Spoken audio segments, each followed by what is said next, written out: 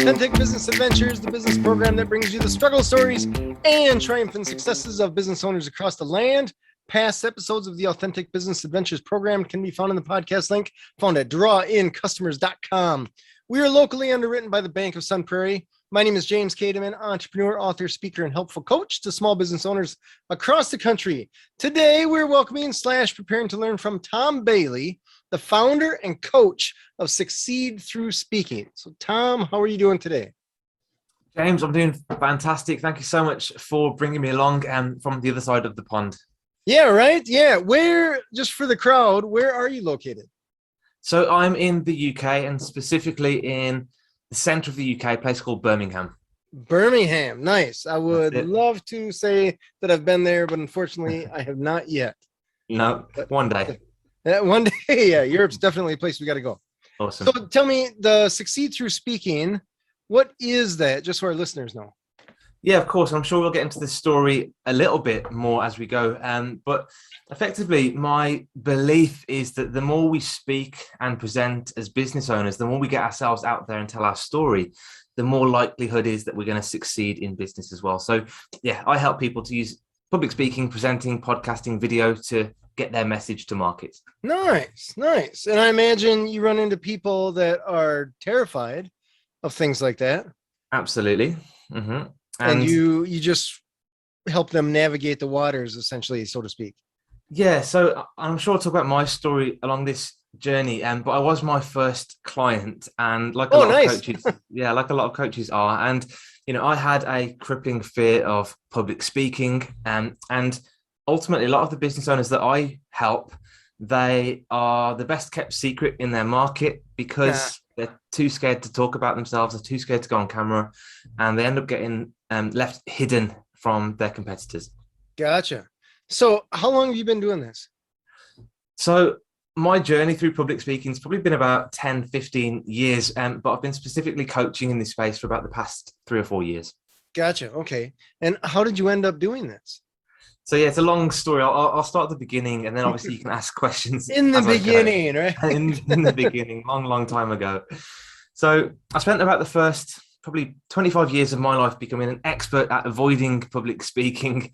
And you trained for it. Yeah, I was. Very simple. Don't go on stage, right? I was the best in the world at avoiding it at all costs. And that was because I had social anxiety. I had a crippling fear of public speaking, and it was even speaking in front of 2 or 3 people. It really was called glossophobia is the medical term, but it's that fear of speaking in front of other people. All right. And this is, hold on a second. This is something that you had just as soon as somebody said for the first time you're in, I don't know if they do 2nd grade, 3rd grade in the UK or however they do it, but they said, hey, tell your story. And you just freak out. Nope, not going to happen. Red face, sweat, all that kind of stuff. All that. It was as early as I can remember. Back in school, you used to have to put your hand up to tell an answer or ask a question. I would never do it. And when I had to, I'd go bright red. I'd be scared people are going to laugh at me. My hands would be shaking. I'd feel this like pressure building up inside of me. It wasn't very conducive for having a lot of confidence in school. All right. And you said even when you're talking to a couple people, so this is like, let's just say same thing, grade school, you're walking down the hallway, there's a couple people there. You even then kind of clam up? Yeah. So, I mean, when you've got great friends, close friends, it's a little bit easier. You can have a laugh. I was always the quietest. I was always the shyest. I was always the least likely to spark a conversation. But when it came to anybody new, somebody I haven't met before, somebody who might have an opinion of me, I just completely wouldn't speak to them. I'd completely freeze. Wow. All right. Yeah. All right. So I imagine that sounds like it was a limitation. A massive limitation. Certainly something that you realized that you had to navigate through. Absolutely. Yeah. All right. So this stayed with me for all of school years, into university, into my early career. And you can kind of get away with it in school because, you can just be the quiet kid in class. It's okay. University, you can study, you can hand in your coursework, you can do your exams, you can get through. As soon as you get into the career, a professional world, working in a corporate environment, you need to interview, you need to present, you need to stand up and speak. And that's when it really became real for me. And I thought, do you know what? I really need to do something about this. All right. So let's just say corporate world. What were Mm-hmm. you doing in the corporate world?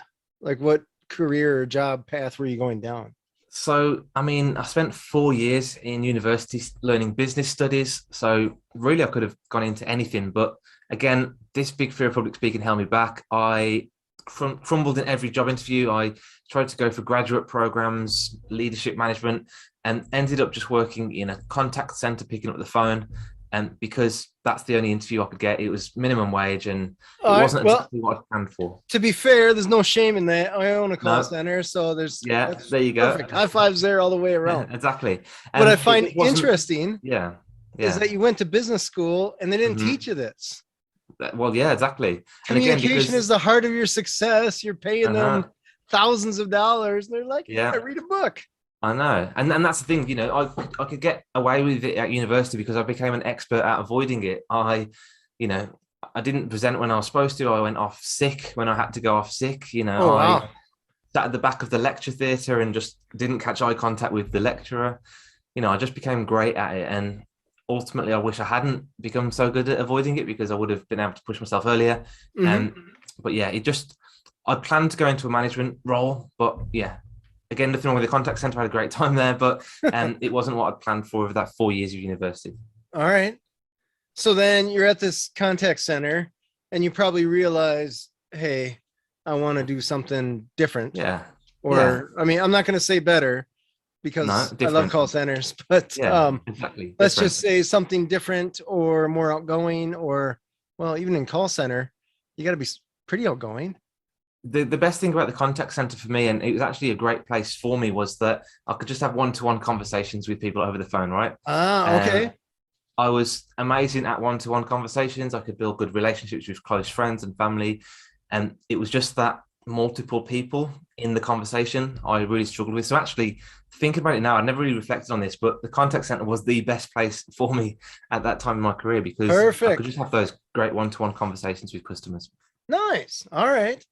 But eventually you said, hey, we got to get out of this contact center, do something different. What was the Yeah, something exactly. different?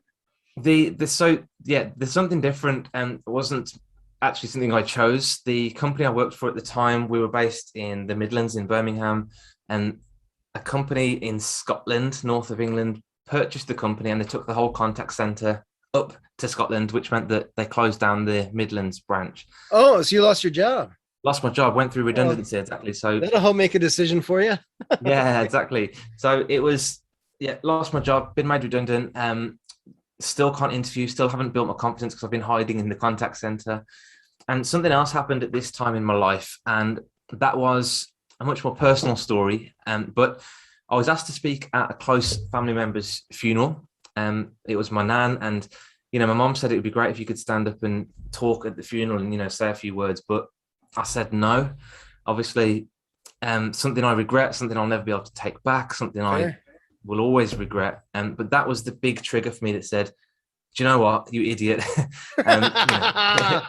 You need to do something about this. This is ridiculous. You can't keep saying no to everything your whole life." Especially at So your yeah, that nan's was it. funeral. Exactly right. Holy It hit cow. it hit Nan's home a gonna little bit. raise up from her grave and be like, seriously. Yeah, I know, right? That's it. And I didn't do it, and someone else took my place, and they did it, and I was watching the whole time, thinking, why didn't I just do this? It's not that difficult, surely. Right. So yeah, two big triggers: redundancy and yeah, and the speaking at the funeral. So that kicked me off on a journey to overcome this fear of speaking. And I mean, I tried everything. I read every single book on public speaking, presenting, confidence, social anxiety. I went to every conference, seminar, workshop with public speaking gurus, invested a lot of money. What else did I do? The one thing that was a big mistake was I actually paid a vocal coach to work with me to try and change my accent because I thought that's the reason why I wasn't able to speak. It's obviously Wow. insane, right? And Yeah, right. it was another limiting belief that I had, or another avoidance technique or tactic that I had to try and stop me having to speak. Mm-hmm. And I said, I'll speak when I sound like this, or I'll speak when I look like this, or, I'll speak when I've achieved this. Oh, But so you're setting milestones that really have nothing to do with what you're trying to accomplish. exactly. Yeah, there All are right. avoidance techniques, Mm-hmm. which I found out now that that's what I was doing. At the time, I didn't know that's what I was doing, but Sure. now I know that that's what I was doing. Well, there's some interesting people that can make a lot of money selling people two things, hope and fear. Yes. And I'm not saying that the places that you went were necessarily bad or that they were shady or anything like that. But a lot of times their customer base are the people that are trying to pay them to kick the can of the problem down the road. Exactly. People still keep running around with their problem, and the other people still get paid. So just keeping the economy rolling with hope and fear. That's exactly right. And the last thing that I did as well was I joined a Toastmasters. Oh, nice. Okay. Yeah. I think you've got them over there in the US as well. Oh, yeah. So I joined a Toastmasters, and that for me was actually quite a big turning point because it meant that I was having to force myself to stand up and speak in front of people. And the only limitation, I think, is it took me I was at Toastmasters for about 6 years. And it's so slow because you do a talk every month or, every couple of weeks, you do like a 3-minute talk. It's quite a slow journey, but it did help me to slowly overcome my fear of speaking. I want to pause you for a moment. Tell us about your first Toastmasters presentation. So the first 4 times I went to Toastmasters, I sat at the back of the room and I didn't speak to anybody. The classic example. And then when I did eventually stand up and talk, it was literally, hi, everyone. My name's Tom, and I don't really want to be here. And that was it. Like an AA meeting or something like that. Yeah, that's awesome. It was like an AA meeting. Sat back down in my seat, didn't do it again. And, I was tempted not to go back because I felt embarrassed. I went red when I said that, my name. But yeah, eventually I did get set then a task. And I can't remember what my first task was. I think it was about me and the topic. And I had to just write a 3 to 5 minute speech about me.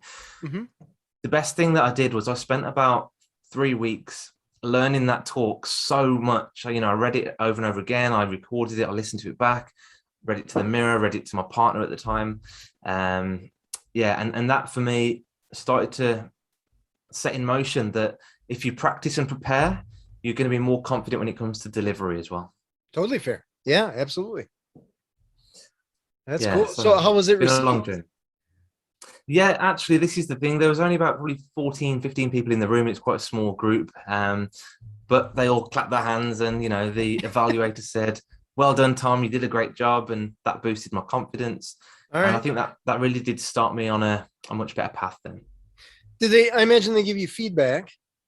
Yes. On how the presentation went. Some good, some like, hey, here's room for improvement. Yeah. So did they say things like, hey, you didn't make any eye contact, you mumbled, we could tell that you're in a sly panic mode or something like that? Yeah, sweat was dripping from your face. Did you notice? So they always give you the feedback sandwich, don't they? Which is, great. You did an amazing job staying on 2 feet. Well done. However, you stayed alive and kept your pulse moving while you're speaking. Good job. You didn't faint. Here's some things you can improve. And yeah, it was typically, you didn't bring your eyes up from the script the whole time. You were gripping onto that lectern so hard that, it was shaking and all the usual things that I started to pick up on. But, at the end they said, but well done. You articulated your message well. You did it within the 3 minutes and, sit yourself back down and we'll see you in 2 weeks. Nice. Yeah. So from that, did that boosted your confidence? Did they also point out anything that you weren't even aware of that you're like, oh man, I got to go work on that? Yeah. Every single time I spoke, there was one extra thing I had to learn and do differently. So yeah, it was a very long process and it's not the path I recommend to my clients. Interesting. However, okay. For me, it did eventually get me there after about 5 or 6 years. 5 or 6 years. Yeah. So, and how often were you presenting over the course of that time? We're talking every few weeks. Probably once a month on average. Okay. Because you go to the meeting, it was fortnightly. Sometimes I would be an evaluator, sometimes I'd just be an audience member, and sometimes I'd speak. So maybe, 10 times a year I'd be speaking. So you're talking 50, 60 times that you spoke? Only 3 to 5 minutes, but small little chunks of speaking in front of small audiences over and over again. It really did help over time. All right. But it took you 5 or 6 years to actually say, I'm not going to squeeze the wood off of this podium or sweat profusely as I'm giving this presentation. Wow. All right. Yeah. So that's why the way that I teach people now is, we can do the same thing in about 6 to 12 weeks. Nice. Because there's a step-by-step system. But yeah, ultimately how long it took me, I don't want it to take other people that long. And yeah, I do a lot more close work with people.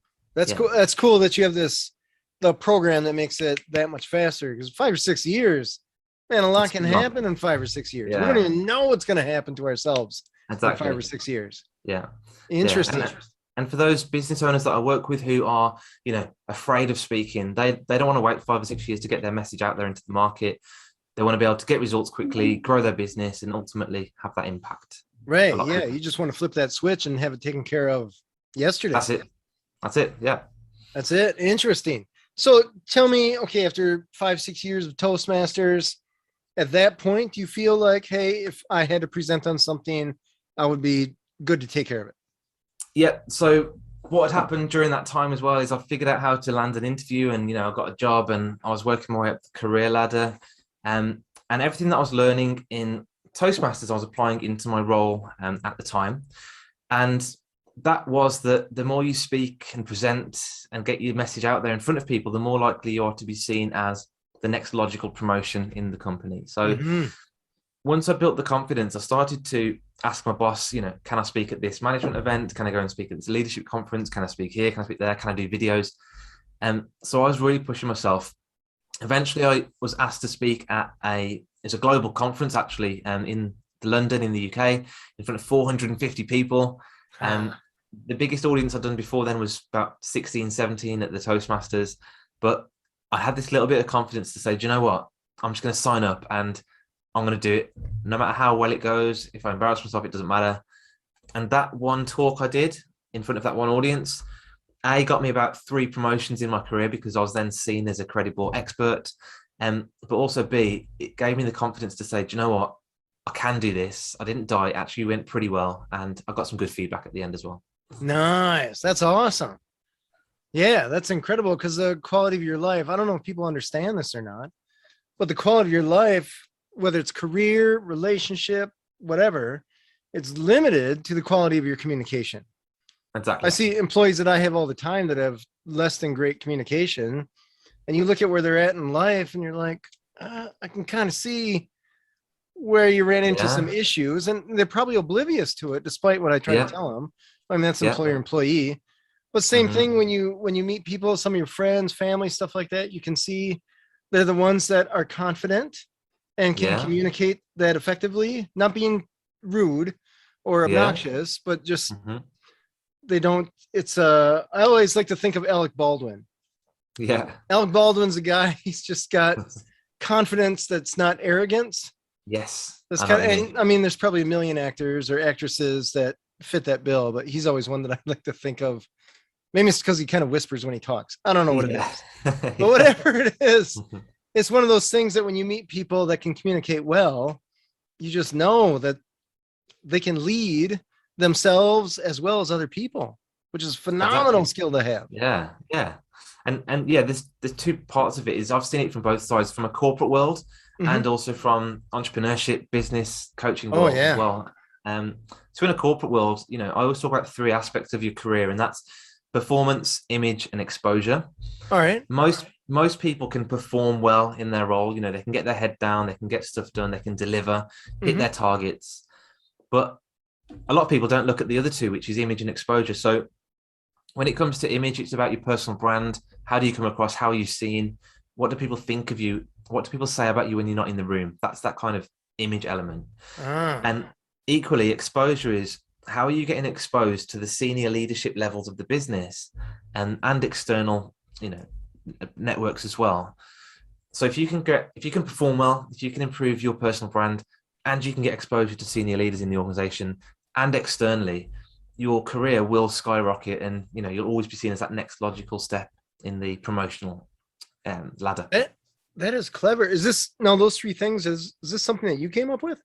No, it's not. It's something that I saw and lived. Only after researching afterwards did I look back and think, do you know what? That's actually what I did.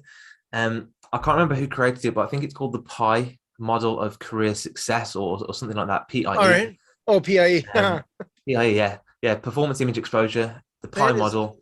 That is genius. I love especially the exposure portion, because the higher ups, the people that are making the decisions about who to advance within a given company, they got so much stuff going on. They see so many people that if they're not aware of you, it doesn't matter how good you're doing. They may be aware if you're bad, but if you're doing super awesome well, unless they know it, that's interesting. I love that. The company I was at was a global company in the end, and they had a leadership event when the top 150 leaders, and 9,000 staff in the company, by the way, but the top 150 leaders had a conference, and I knew it was coming up next year. And I said to my boss, like, how do I get 5 minutes at that conference? You know, what project can I talk about and you know, showcase so that I can just get 5 minutes at that conference? Because for me, that was a big goal I had, was to speak in front of the leadership. And in 5 minutes, I had the top 150 leaders across the whole company, knew exactly who I was. They'd seen me on stage at their event. That positions me as an expert, even though the reality was I was quite low level in the company at the time. That's incredible. There you go. That's incredible. They have the insight, the confidence to knock that out and be like, I got this. Ain't no thing. Exactly. I love it. You know, how long would it take you to get to know those 150 leaders one by one? You know, and it would be on the verge of impossible, right? Try to chase them down on LinkedIn, hang out at the water cooler forever. Yeah, exactly. Yeah. Whereas 5 minutes, you know, you get to know them all, they get to know you. Yeah. And it's that thing around positioning. The person stood at the front of the room is normally the one seen as the leader. Yes. So actually standing up as a leader in front of a leadership team is a great place to position yourself if you want to progress. Because you're the one on the stage. Exactly, right? They're the crowd. There's a million of them. There's only one of you. Yeah. That's awesome.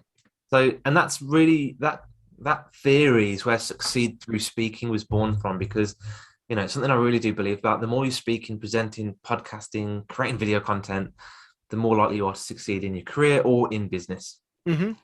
That's super cool. So did that presentation, 5 minutes in front of 150 people, leaders, did that advance you then, like you anticipated?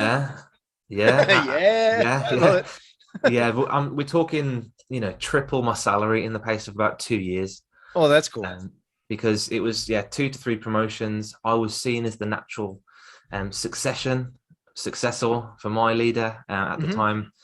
So yeah, just putting yourself in that position. By the way, you can't do that if you're not performing. You know, you can't be rubbish at your job and start speaking, and then, you know, you have to have all three. There's the 3 aspects. Yeah. You know what's interesting? I just want to pause for a moment, because I just had an interview with a potential job candidate a few days ago. And the guy, nice guy, but just not driven at all, to the point where I'm like, it seems I was embarrassed for him. Yeah. Like, you're given all this opportunity.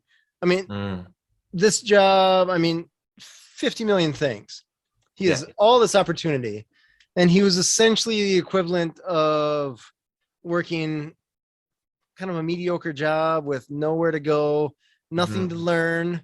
It wasn't necessarily hanging out with people, learning from them. It was just interesting. I realized, and I even said it when I was interviewing him, I'm like, we're looking for someone that has some drive, that has some ambition. You don't have to want to aim to be president, owner of a company, or chief, whatever. Like, that's not necessarily the goal. But as far as your improvement of making yourself smarter, or improving a skill that you have or that you want, you know, I want to learn how to play guitar, or learn another language, or something where you're working on advancing, drive of some kind. And it was just peculiar how I'm like, oh my gosh, I'm looking for people with drive. Yeah. I realized it because this guy had such a negative drive. Yeah. Like, holy cow, we could never hire this guy. No. Yeah. So it's interesting, as a business leader, you're after people with drive, especially the performers. But I guess typically if they're driven, they're going to perform. Yeah, definitely. And that's something that's really highlighted my career, I guess, is that striving for something more. And that came from that one moment when I said, enough's enough. I need to get better. I need to improve. And I've seen the power of personal development, and it's something I'm so passionate about. And I'm always looking for that next thing to learn, to grow, to develop. And that trait in people, I think, is a great trait to have. Yeah. I love how you said, I need to.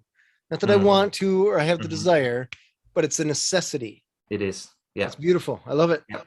Super cool. So when did you shift gears from advancing up the corporate ladder to screw this, I'm going on my own? Yeah, it's been an organic. It's been an organic.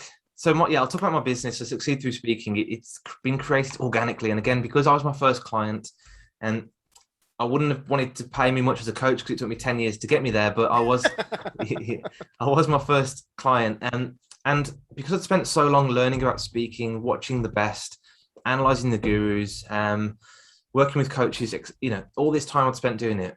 People who started to say to me, "Oh, by the way, I've got a fear of speaking, or I'm a bit shy," I was drawn towards them to want to help them. And it wasn't in a paid coaching way in the first instance. It was just, I was just giving them advice, helping them, saying, do this, try this, you should go for this. And I really enjoyed helping people and seeing people build confidence. And I think at one point someone just said, how much do you charge? And I just picked a random number out there. It wasn't a lot, £50 an hour or something, or whatever it was. All right. And I got paid to coach somebody for my first time. And for me, that was, the trigger that said, you know what, I can make this work. And it's just been not looked back since then, really. Nice. So was it tough quitting the corporate job that you had worked so hard to get to? Of course. Yeah. And I mean, my recommendation for anyone isn't to just quit and then go all in on your business. And I always say to try and side hustle the business up until a point when you can at least cover your basic costs. And because it's such a risk to go stop the corporate job and just start a business, because 90% of new businesses fail in the first 12, 24 months, I think. So you want to try and get your business to a place where you're making enough money on the side to cover your basic costs so that you can then make that transition. How long did it take you from the time that you started and your kind of side hustle to the time that you flipped a switch and went full-time all in? Probably about 12 months, I'd say. All right. Yeah, about 12 months, because, and I say to all of my clients, there isn't an overnight success. There isn't a quick win. It just doesn't exist. So you need to invest, you need to spend time, you need to learn, grow, try new things, make mistakes. But if you can get a business to be sustainable in 12 months, I think you're doing pretty well. And you're doing very well. You're doing better than probably most businesses. Yeah, right. Yeah. And I mean, the great thing about coaching is it's very low cost as well. You don't have machinery, you don't have plant equipment, premises to buy. It's quite a low cost one to start with. Yeah, it's a pretty low barrier to entry. In the end, it could come down to a website and 50 cups of coffee over the year, something like that. Yeah, exactly. Something of that nature. So as far as when you started your business, were there certain things about starting your business that you had to learn or brush up on or figure out, what you didn't necessarily know you didn't know before you started? Or did you more or less figure it out on your own as you went? No, so well, I mean, I want to go back as well just a second, because what I hadn't mentioned is I've always had this entrepreneurial bug. And during the 10 years I overcame my fear of speaking, I actually started about 4 businesses. Did you really? I did. So that's awesome. I started a graphic design business. I started a personal branding business, a property inventory business. But the thing is that I did was I made the business card, made the logo, made the website, created some emails, but I never actually told anybody about the businesses because I was too scared to actually, get judged. Minor details. Minor details, right? Details. So first 4 companies, 0 customers, 0 income, 0 revenue. And it almost again became starting another new business was another avoidance technique to having to actually talk about the first business. So that's something that I regret. But along the way, I learned how to make logos. I learned how to make business cards, how to make websites, how to make, landing pages. All right. So I did learn some skills, but that fear of speaking held me back from actually talking about those businesses. Interesting. It's so it's so funny because I always think of starting a new business as like getting a new girlfriend. It's like there's that honeymoon period of the new relationship, right? The first few dates, everything is rainbows and moonbeams. It's fun. That's it. And then you got to find customers. It's like, she's like, hey, let's get married. And you're like, whoa, Yeah. Hey, whoa. Customers, what? Whoa. Let's go find another girlfriend. Yeah, that's easier. Yeah. So interesting how you started 4 businesses and you invested some cash. I mean, maybe it wasn't crazy cash, but still not huge amounts. Time, money, effort, business cards, website, all that jazz. Mm-hmm. Yeah. Probably told a few friends about it. It's like, hey, I got this. Yeah. It was normally, I WhatsApped a link to my website to my mom and dad. I said, hey, just launched this business. They'd be like, cool. Have you got have you got any customers? I'll be like, no. All right. So but I did learn a lot. But yeah, that thing around, and this is why I always say to people, you need to start speaking about your business. You need to be not behind the laptop. You need to be the face of the business, the voice of the business. And I think that's what's going to really help you drive your success in business. Yeah, that's awesome. So you started these 4 businesses. Yeah. At what point did you realize, wait a second, we're missing something here? Customers. How do we get customers? Especially with the, you mentioned a graphic design business. Mm-hmm. And then there's another business in there that's personal branding. There's pure irony right there. Yeah, I know, right? Yeah. How did that work? So I just had this idea. I think at the time there was a lot of books coming out and websites and videos coming out about personal branding and how important it was. And I thought to myself, I've just spent 10 years building my career and learning how to brand myself within my company. I thought, you know what, I can probably teach people a little bit about this. Yeah. And I had all the content, all the ideas. I could have absolutely taught people about it, but it meant me creating videos and actually putting myself out there as as the expert. And that for me was one step too far. And again, all of it came down to fear of judgment, fear of opinions, fear of embarrassing myself. Sure. And it all came down to that. I know it did. All right. Can you just, for, I guess, chronological, just a ballpark year when these were taking place? So let's think, 2018, we launched Succeed Through Speaking. So yeah, I'd say between 2012 and 2018, I probably spent time. All right. Building those businesses. So one a year and a quarter, something like that. It's time to start another business. Yeah, that's exactly it. Yeah. I even registered some of them as limited companies and got all the proper paperwork in, paid for business insurance. But yeah, didn't actually end up getting any customers. Interesting. It's so interesting that you mentioned that statistic earlier about 90% of businesses failing in the first year. Because I wonder how many people have done what you did and went through the first, let's say, 10 out of the 12 steps that they need to start a business, right? Mm-hmm. They got their logo, name, business cards, government paperwork, all that jazz. And then did not take the step to actually promote the business or to bring awareness to the business and just closed up shop. And essentially that business just became a statistic. It did. They didn't make it. It really did. Mm-hmm. I think there's a large proportion of people, especially, they get an idea, they think, great, love it. But then it's just that confidence to actually put the idea out in front of real people and face that judgment. Mm-hmm. One thing I was going to just mention, I heard the other day on a webinar it was called, he called it ABS. Have you heard of ABS braking, like in cars? I think it's called anti-lock braking system. Yeah. Yep. It was, he actually said that it was anything but selling. And it's something I resonated with because that's what I was doing in my business. I was doing anything I possibly could for the business, but selling. And that's the one thing that I wasn't able to do because, again, oh, that's funny. The confidence. So yeah, ABS system for businesses. It stops you generating customers. We'll jazz up the website. We'll print up business cards. Yeah. We'll mop the floors. Anything but selling. Yeah. Oh, that's funny. But at the same time, again, passionate about personal development. I went on to do an MBA. About a couple of years ago, I ended that, and that really did help me then have the drive for personal development, the ability to know how to launch, grow, manage a business, and this self coaching model of learning how to overcome my fear of speaking. And it was almost like a perfect storm. Those three come together for me to then say, do you know what? I'm finally ready. Let's start getting some real customers and making a good go at this business. Nice.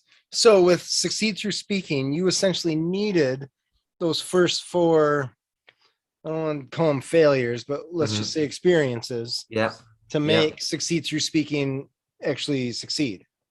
I think so. Yeah. I think looking back, I saw them as failures and mistakes and, waste of time potentially. But had I not done them, it would have taken me a lot longer to figure out how to launch this business, I think. Interesting. So you get Succeed Through Speaking launched, and now you're like, okay, I have to do selling. Not everything but selling or anything but selling. I have to actually go out and sell. How do you promote? How do you bring awareness to your new business, Succeed Through Speaking? Luckily, through speaking. Prove the model. And that's the model that I now teach as well. So, podcasting, presenting, webinars, speaking on virtual summits, creating video content, all of that together is, for me, the missing piece for most people's marketing puzzle.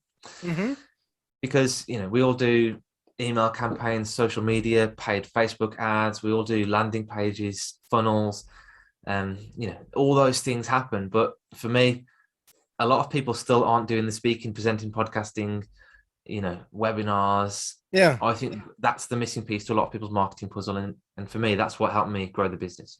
Interesting. When you're reaching out to people saying, hey, Succeed Through Speaking, we're going to help you push your business by pushing your brand, essentially, by presenting to people, what kind of pushback do you get from people? So my ideal client are those that were like me, which have got a fear of public speaking. So huge pushback. I'll never be confident enough. I'd much rather be hidden behind my laptop making, minimum wage. So I need to do a lot of work around mindset shift, around using my story to help people see it is possible. Limiting beliefs, fears. There's a lot of mindset stuff I need to do with my clients in the early days to get them to have that self-belief to go and do it. Nice. But one thing I always talk about with speaking, and it's the first mindset shift, is that learning to speak is just like learning to ride a bike, to swim, any skill. You're not going to, if you're learning to swim, you're not going to spend your first swimming lesson in the Pacific Ocean. You're not going to. No. And when you learn to speak, I'm not going to put you on stage in front of 1,000 people, or at a Tony Robbins event. It's just not going to happen. So I always say to them, look, we're going to start small. You're going to do your first win, then your second win, then your third win. There may be 20 wins before you actually end up on a stage. And I'm going to hold your hand the whole way, make it really easy for you and comfortable. It's what I needed at the time, someone to hold my hand and push me along this journey. Nice. So with your clients, do you have a curriculum already set up, or is it more figure it out as you go with the individual client, figuring out what they need or where their weaknesses are versus their strengths? When I started, it was one-to-one coaching. I think a lot of coaches can start in that space. I got to the point where I couldn't take on any more clients. I thought maybe I need to switch over to group coaching. So when it was one-to-one, it was very much personalized. Let's just figure things out as we go. Now I've built a 5-step system, and we get a cohort of people. We take them all on the same journey together, supported by the coaches in the community. And we get the results as a cohort. Nice. Has it been a challenge to find clients? I don't need a huge amount of clients to make it work. So not really, no. Let's say, for example, I run one webinar a month on the first Thursday of the month at 4 p.m. UK time. I've got that consistency now. And all I need is, let's say, 20, 30 people to turn up to my webinar, and I get 2 or 3 clients, and it's absolutely sustainable and quite a successful business model. So nice. For me, no, I don't need huge volumes of people to come along. All right, very cool. And the clients that you have, after they go through this 5-step process, is it more or less, hey, caterpillar, you're now a butterfly, spread your wings and fly? Or do people stay with you for some routine coaching? So this is what I do differently.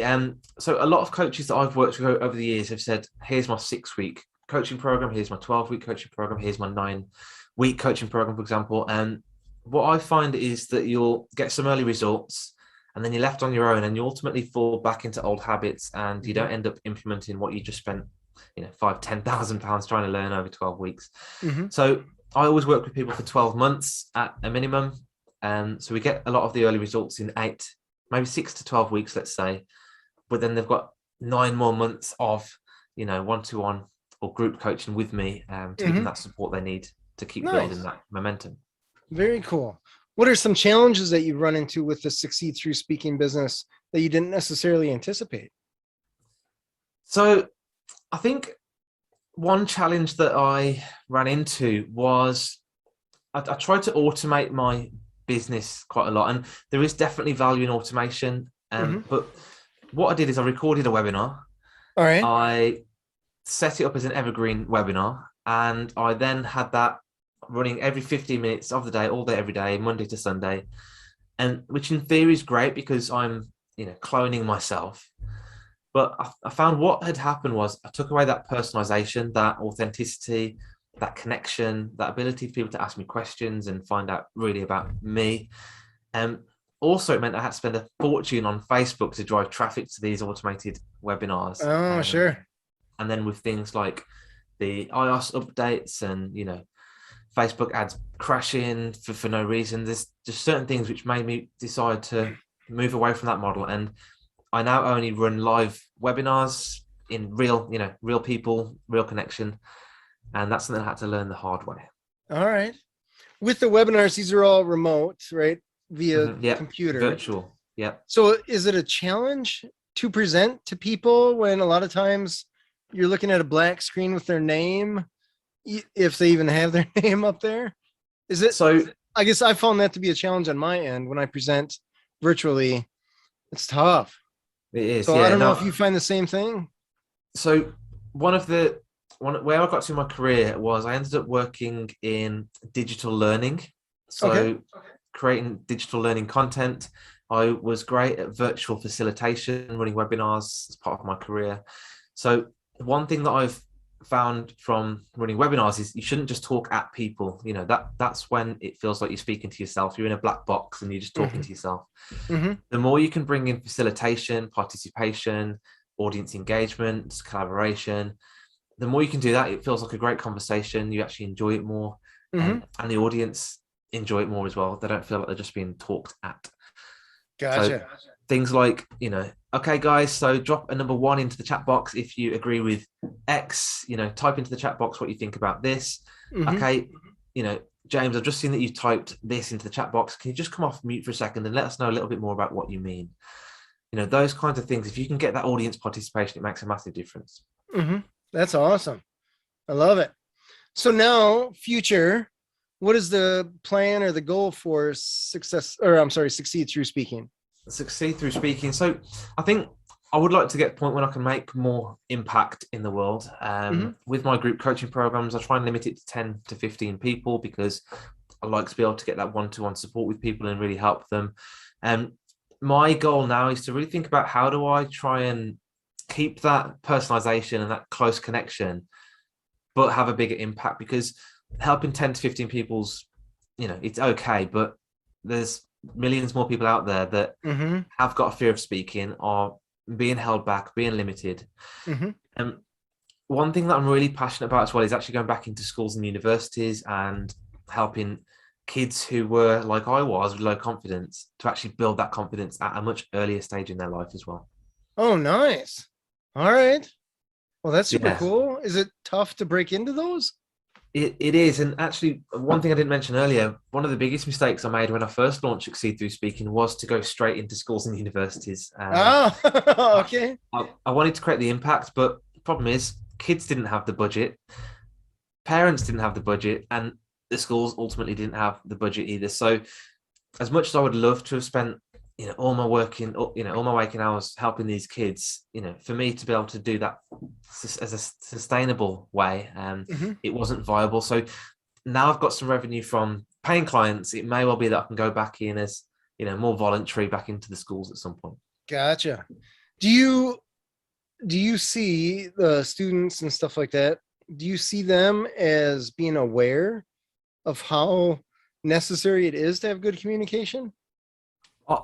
I don't think so. From my reflection back when I was at university, I think it was glossed over. I feel like they said, you've got to stand up and do a presentation because we're going to grade you on it. But I don't feel like they make it clear enough that if you don't do this and you don't get good at it, it is going to limit your chances of success in later life. Interesting. And one thing that I used to think about my school teachers was that if I was the shy kid, they're okay with that because, you know, it's one less person to deal with behavioral issues. Right. And I wish that they tried to force me outside of my comfort zone, to push me, to get me to speak, get me to make friends. But it was a lot easier for them to just leave me as the shy kid in the class, I think. Yeah, imagine if you got a class full of, let's say, 30 kids and you got 2 obnoxious kids. Yeah. You're having to deal with those. You really don't want anybody else to make any noise, good or bad. Because all your headspace is going and try to maintain education for the 28 kids as best you can with the 2 obnoxious kids dragging the class down. Yeah. Exactly. So I get it. It's a challenging position. Very challenging. Where you and I, when we present, generally speaking, it's a higher level person than where a teacher just has to present to whoever they're given. Love it or hate it. Yeah, these are your kids now. Yeah. And by the way, I couldn't do it. I've my wife was a school teacher. I think it's an amazing profession, but yeah, I couldn't do it. Yeah, it's funny. My wife's a teacher as well. She teaches 8th grade, and I'm like, there's got to be the worst grade in the world to teach. How do you do it? Yeah, I can't even wrap my head around how, let alone why someone would want to do that. Yeah. Can't even begin to fathom. I think I'll be happy to go in for an hour, do my training, coaching, giving some support, and then go back out, I think. Nice. I want to dig up that side tangent a little bit. Your wife's a teacher, so she presents. Yes. Every day, right? So does she ever look at your curriculum or anything like that and say, oh, no. No, it's actually really hard to explain to someone who's super confident, you know, how we are. And because for me, for her to stand up in front of 60 people and speak, you know, it's not thought about. It's not something she'd have to ever think about. You just do it, right? So it's hard to then explain to them how I'm feeling, why I can't do it. So no, I think it's actually really, really difficult to help extroverts, confident people, you know, people who've got that energy, and to actually understand from an introvert's perspective why it's so difficult to stand up and speak in front of people. That's interesting. That's very interesting. I always found during the pandemic, I imagine you have the same thing where you're an extrovert. I imagine now, would you consider yourself an extrovert? No, I'm still an off the scale introvert. So after speaking, I'd need to go and lock myself in a quiet room for 3 hours and recharge the batteries. Do you really? That's the reality. Yeah, it takes a lot out of me standing up and speaking. I've had to learn how to do it. But introversion is something that's like built into your way of being, I think. And it's still something that's going to be with me forever. I've had to learn how to be extroverted in the moment, then come back and recharge the batteries afterwards. I think what was the thing they said about Johnny Carson, that he was a live wire if you had a red light on from the camera, but as soon as that red light went off, he was an introvert. That's it. Kind of funny. I've heard a lot of actors. I've heard a lot of actors learn how to switch it on, and they can be this amazing character, but they'll go back into their green room or, you know, their changing room, and they'll just switch off and try and be quiet for, you know, a good 60 minutes. Oh, that's so interesting to me, man. After I speak, I'm fired up. I got to do push-ups or something like that to calm myself down. Especially when you have a good crowd. Oh my gosh, I feel like that's why musicians keep coming back for encores. Yes, because they're like, we're not done yet. Let's keep it rocking. And I think that's where, you know, extroverts will draw their energy from the crowd. You know, they'll draw their energy from an audience, and introverts draw their energy from quiet space, you know, reflection. So that's and you know, you probably would go mad being sat on your own in a cabin for a week without anyone to talk to, right? Yeah, for an hour, fantastic. Yeah. For a week, no, you go crazy. I'm breaking out of those walls somehow. It's happening. For me, you know, I could happily spend a week on my own in a cabin, reflecting and writing and thinking. Wow. I know it's yeah, it's just the way we're built, isn't it? There's nothing I don't think we can change introversion or extroversion, but we can switch it on and off when we need to. Okay. All right. Well, in the end, you're accomplishing the goals you want. So yeah, it's all good. Plus, you're helping others accomplish theirs as well. So yes, that's admirable. That's it. That's incredibly cool. Tom, how can people find you?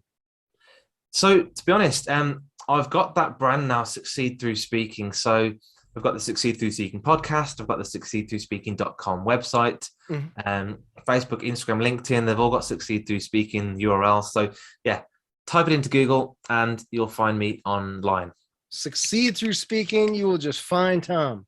That's it. Cool. Well, Tom, thanks so much for being on the show. This has been eye-opening. It's been super cool. And really, I got to say, I don't hear people doing what you're doing. So, and it's certainly needed. I know that I as an extrovert, I love talking with people. And there's sometimes when you wish that people would learn how to talk to people a little bit more than they do. But I think people take for granted the value of being able to communicate. They do. Absolutely. Yeah. But like I said before, it's a skill that you can learn. So yeah, let me know. And I'm more than happy to help people learn. Awesome. Cool. I appreciate it. Well, Tom, thanks so much for being on the show. Thanks again, James. I really appreciate you inviting me and letting me share such great value with your audience. Absolutely. Yeah. This has been Authentic Business Adventures, the business program that brings you the struggle stories and triumphant successes of business owners across the land. We're underwritten locally by the Bank of Sun Prairie. If you're listening or watching this on the web, please do us a huge favor. Click that like button, subscribe, comment, and of course, share it with your entrepreneurial and introverted friends, right? Yeah. My name is James Kateman, and Authentic Business Adventures is brought to you by Calls on Call, offering call answering and receptionist services for service businesses across the country on the web at callsoncall.com, as well as Draw In Customers Business Coaching, offering business coaching services for entrepreneurs looking for growth on the web at drawincustomers.com. And of course, the Bold Business Book, a book for the entrepreneur in all of us, available wherever fine books are sold. We'd like to thank you, our wonderful listeners, as well as our guest, Tom Bailey, the founder and coach of Succeed Through Speaking. Tom, can you remind us again? All they have to do is just type Succeed Absolutely. Through Just go to succeedthroughspeaking.com and you'll find me there. Awesome. I love it. Past episodes can be found morning, noon, and night. The podcast link found at drawincustomers.com. Thank you for listening. We'll see you next week. I want you to stay awesome. And if you do nothing else, you know what to do. Enjoy your business.